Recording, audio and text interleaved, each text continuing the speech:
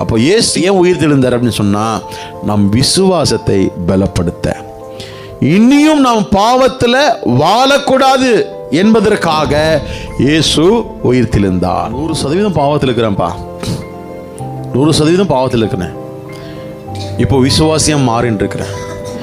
என் விசுவாச அளவுகோல் இன்க்ரீஸ் ஆக என் பாவத்தினுடைய அளவுகோல் டிக்ரீஸ் ஆகும். புரியுதுங்களா? நிறைவானது வரும் பொழுது குறைவானது ஒளிந்து போகும். ஆமாம், அப்போ எனக்குள்ள என்ன வரணும்?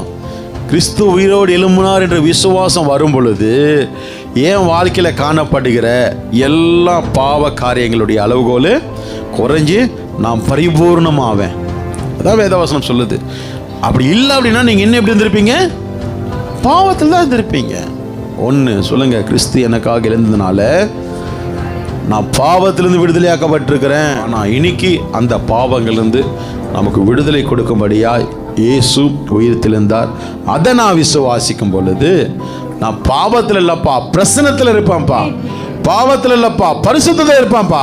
பாவத்தில் இல்லைப்பா, பாவத்தை எதுங்கிறவங்களை விடுதலையாக்குகிறவன இருப்பேன்ப்பா.